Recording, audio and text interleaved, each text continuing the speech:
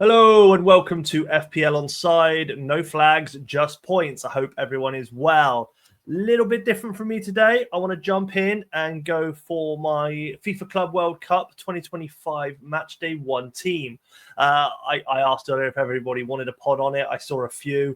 I decided to give you one anyway. It gives me ability to craft my skill and make decent content that hopefully you guys want to consume and enjoy.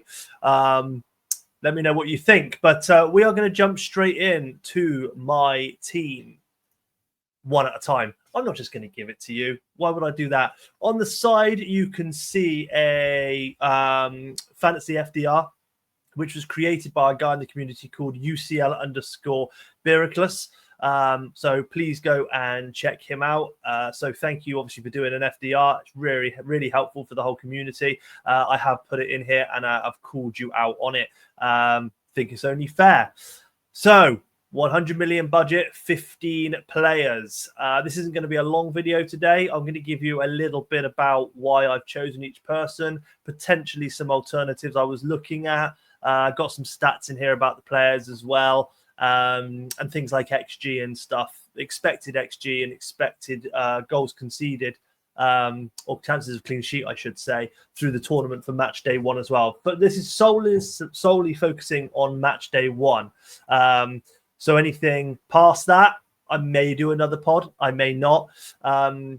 But who knows? Please join my league. I've got quite a few people in it already, but the more the merrier. I think, it's Monday today. It kicks off Sunday next week. So you've got plenty of time to get in before the 15th. But without further ado, let's go. First up, the goalkeeper, and it is Manuel Neuer. Not much to be said, really. They won the Bundesliga. He's 38 now, so you'd be thinking soon he might be finishing, but he's still an absolute top quality keeper. Started 22 games last season. His goals conceded ratio was about 0.05. So less than a goal a game he's conceding, which is what you want from your keeper. They've got a very, very easy group, I think, Bayern. So they should make it really through to the sort of finer stages. Auckland City, they've got first up, are statistically the worst team in the league as well, in the whole tournament as well. So should be points there. Decent chance of a clean sheet. Next up, we've got Armane of River Plate. He's age 37, so I've got a very old goalkeeper thing, but there's no reason why he shouldn't be starting. He started most of the games for River Plate. In fact, he started the most games for River Plate last season. Obviously, they've won the Argentinian league. He's coming in at 4 million, and they've got a 49% chance of a clean sheet. I forgot about Neuer. Neuer comes in at 5.6 million, and they've got a 76% chance, which I believe is the highest chance of a clean sheet out of any team. But like I said, Auckland are statistically the worst team in the tournament. So that kind of makes sense there, doesn't it? First of the defenders, and it should be a no surprise to anyone who follows FPL, but I've gone for Gvardiol. Obviously, he had the most starts for City this season with 36, but he also came in with 5 goals as well. We know he likes to get forward. We know what he's very capable of. In all fairness, although Man City obviously came second in the league, they didn't have the greatest season, which is strange to say considering they came second, but the league was a bit strange this year, I feel. And I think he's got a lot more in him.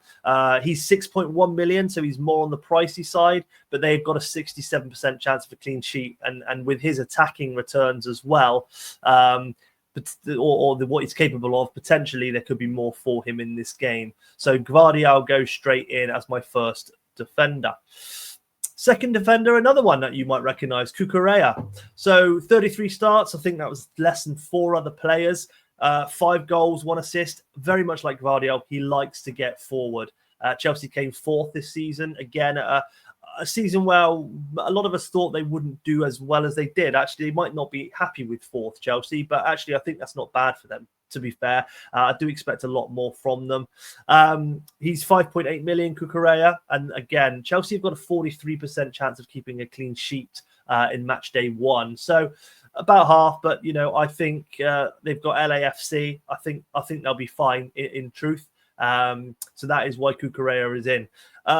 Other Chelsea defenders, potentially Colwill. would be a nice pick, considering he does start a lot of games, but it's more the Cucurella attacking potential I'm looking for here. With Man City as well, Gvardio, I should have mentioned, it's difficult to pick other defenders. They have got a lot more cheaper defenders in the game. Akanji, Ake, for instance. Akanji was on my radar, but it's just who's going to start in this tournament, which is throwing that up for me. So my third defender is Cambiasso of Juventus. So he had 25 starts for Juventus this season. He came on as a sub 8 times, scored 2 goals, got 3 assists, and Juventus finished 4th. He seems to be in the stalwart of the defence now for Juventus. Young player. He's 5.3 million in the game, and they've got a 49% chance of a clean sheet. So Cambiasso comes in, not too expensive for kind of mid-priced for the game, but I think Juventus should do very well. In fairness, with their actual with the group they've got. Their difficult one is Man City, where they will concede, but Cambiasso could well be out by then. Next up is Wesley of Flamenco. So he's a very young defender. He's only 20 years of age, but he started 25 matches last season. He got 2 assists. Obviously, Flamenco did pretty well last season. He's 4.6 million, and they've got a 49% chance of a clean sheet. He's not starting. As you can see for me, they give you a little purple flag on the team where you're picking it. So a little bit of a sneak preview into my subs bench for match day 1, which we'll go into in a minute. But Wesley comes in there as my first, as one of the first subs in the team. Don't know what priority that's going to be in yet, but you'll have to wait and find out. So that means the full next one is probably going to be a sub as well, and it is. And it's Francisco Moura of Porto, but he is very creative. So he can sometimes play as a midfielder as well. So you've got a guy here who's listed as a defender at 4.1 million, but can also play midfield. He scored 3 goals, but got 12 assists last season, and he started the second most games in their team, apart from the keeper. So that pretty much tells you what he's. If Porto were a slightly better team and maybe had someone maybe different for their first game, or I didn't have Gvardio, Cucurella, and Cambiasso, I would consider playing Moura. Moira's got, I think he said he's 4.1 million, a 32% chance of the clean sheet, and it's that 32% that, although he has a lot of assists, that's kind of putting me off a bit. So let's move over to the midfield. First on the team sheet, and I think everyone who I've seen with a draft has put him in. The first one is Elise. No one should be a stranger to Elise of Crystal Palace fame, or Reading, depending on who you are. Elise had the 3rd most starts out of anyone in their team this year for Bayern, 28. He scored 12 goals and he got 15 assists. Probably one of the midfielders of the entire season. They won the Bundesliga. He comes in at 9.4 million, and Bayern's XG for the first match day 1 is 4.72, which is the highest out of anybody, which makes sense considering they've got Auckland, who I've alluded to is the worst statistically team in the tournament. So Elise at 9.4, he is straight in. What a season. Second is Hakan Çalhanoğlu. 26 starts for Inter Milan this season, 5 goals, 6 assists. We know what this guy, Turkish guy, what he's capable of. He does like a yellow card. That should be noted. Obviously, you're going to get points for a yellow card, and he seems to pick up a lot. I think he had the most out of the Inter team this year. Inter obviously came second in their league as well, but he comes in at 7.2, and Inter Milan have an XG of 2.04 as well, so not too bad. Definitely worth a look. But again, if you look at Inter, they have got a very good midfield. They've got Barella, they've got Fratesi. There's the other one I'm trying to think of now, but I can't. It's escaped me. But yes, they have got a lot of midfielders, and there could be some heavy rotation. So he is a bit of a gamble, but he's usually within the 3 midfielders that play. Next up, another one that probably is recognisable, Enzo Fernandez for Chelsea. Made 32 starts this season, 6 goals, 7 assists. For what we thought was a defensive midfielder, he's been pushed forward by Chelsea more recently. And actually, I really like him as a player. Again, another player that's partial to a yellow. So, Hakan and Enzo might be getting me some yellow cards and minus points this season. But for me, he's brilliant. 6.2 million, 2.37 XG for Chelsea going forward as well for Matchday 1. So the way he's been playing, I could see him popping up with something. Alternatives, Palmer. Palmer, I think, is 9.3 million. So he's another one that you could potentially go for. If I needed to swap it round, I could. But I'm pretty happy with Enzo Fernandez, and Palmer didn't have the greatest end to the season this year. So for me, I'm quite happy with that. Next up is Diarra Keita. So Diarra Keita, Uruguayan, 11 starts, 5 goals and 5 assists. A return again. He also scored in every game for the last 5 games he played. He's a bit of a bargain. When you do podcast, you kind of tell people who you're going to be putting in, but he's one of those where I was like, maybe people don't know about him. 6.2 million, a 2.34 XG for Fluminense. So yeah, for me, yeah, I think he's definitely going to be. No, sorry, not Fluminense, Flamenco. Sorry, that's on me. Flamenco. I think for me, he's going to be a bit of a special one within the tournament. But wait and see. And then you can see now another third sub and Master Chuono, which is quite hard to say actually. I think I did it all right, though. Master Tanchuono. He is young. He's a bargain pick. He is only 4.3 million. River Plate have a 1.83 XG. But he's obviously in the news today and yesterday and for the last week because Real Madrid want to buy him. And I think they've agreed a fee of 20 or 25 today for him. Now, the reason why he's on the subs bench is because I think River Plate have asked permission of Real that he can stay for the Club World Cup before he goes to Real Madrid. But Real Madrid have yet to say whether or not he can stay and play with them. But he's got 1 goal and 3 assists. He had 7 starts, but he was breaking into that team and he is special, which is why Real Madrid want to buy him. So for me, he is the bargain pick, but he is on the subs bench to start.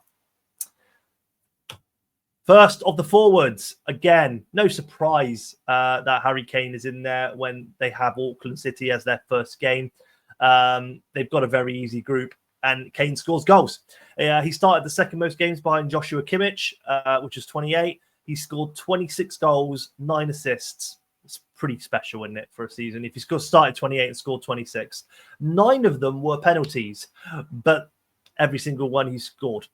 He never missed a penalty. So 9 penalties, 9 scored. Again, penalty taker, very, very good.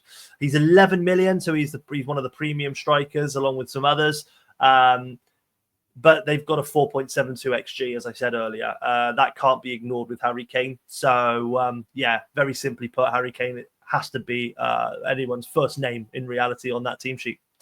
Second up, we've got Guirassy of Dortmund. Obviously, 29 starts, 21 goals, 4 assists. He comes in at 9 million, so 2 million less, but, not too many less goals. So hopefully Dortmund do quite well. For me, 2.06 XG for Dortmund, I believe, as well. And I was trying to remember who is in Dortmund's group. I think it's Fluminense, Euro Reds. Can't remember off the top of my head, but I know when I was looking at the FDR, it was actually quite an easy FDR for them. So Dortmund, again, there is one more player in Dortmund who I was considering, and that's Julian Brandt. He had an exceptional season, and I think he got something like 20 goals and assists combined. Very, very good, and he's about 6 million. He's quite cheap in that midfield, and so there is a chance that there was a chance he was going to be in, and it was quite close. But in the end, I have stuck with this. And then third up on the list, again, another player you probably recognised, Haaland. So 31 starts, second most behind Gvardiol, 22 goals. He's their penalty taker, but he scored only 3 out of 4 this season. Again, 11 million, but an XG of 3.03. I think that's like the second or third most for Matchday 1. So I think Haaland's got to go in. Some players potentially you're thinking there, well, actually, I'd start X over Y, for instance, but we'll come into that very shortly. Not before revealing that I am playing a boost straight off the bat this season. and we have the 12th man chip active, and it is Kylian Mbappe versus Al Hilal. Statistically, they're one of the better sides from that side of the ocean. But again, I really can't fault Mbappe in any way. 34 starts, 31 goals this season. Disgusting statistics. He's a penalty taker, scored 7 of 9. He's again 11 million man, but at Real Madrid have an XG of 2.6. But you know what they're capable of.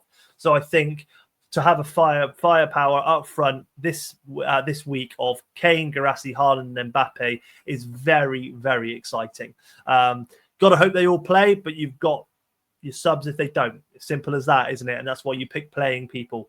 So the total value of my team comes to 99.8. I am captaining Kane, vice captaining Elise. They are the second game played in Matchday 1. So that gives me plenty of chances. If for any reason Kane starts and got injured, for instance, you can change your captain anytime during Matchday 1. For a player that hasn't played yet. Obviously, I need to point that out for people. But I'm not going into many rules. So if Kane does fantastic, great, I'll keep it. But I might make 1 or 2 subs if Elise, for instance, doesn't do anything. But I've got that option. So Kane captain, Elise vice captain. The sub order is going to be Armani. I am going to go Wesley simply because of the fact that they've got a good clean sheet percentage. So should I need to have him as an auto sub, he could get a clean sheet. Then I've got Master Tantuono and Francisco Mora in there as well. And that, ladies and gentlemen, is the team for match day 1. I am very, very excited. I wasn't going to play the Club World Cup, but I saw so many people playing it, so many players I kind of knew, and I thought I had to. So I will go back actually just to very briefly say thank you so much. I told you this was going to be a short video, about 20 minutes today. A lot shorter than it took me to create everything. I hope you enjoyed it. Let me know at the end of the day. I'm all for feedback. There is my league code. It is for anyone listening on Spotify. It is CVDNK0X6. I will drop a link in the descriptions of the videos when I upload them as well. And as always, please like, follow, and subscribe. Thank you so much for the love on the channel already. Thank you so much for the likes, the follows, and subscribes, and the comments. It does mean a lot. The fact that you're listening and watching means the world to me. So thank you and keep it up. Good luck on match day 1. I'm sure I will be back soon with another podcast. Thank you.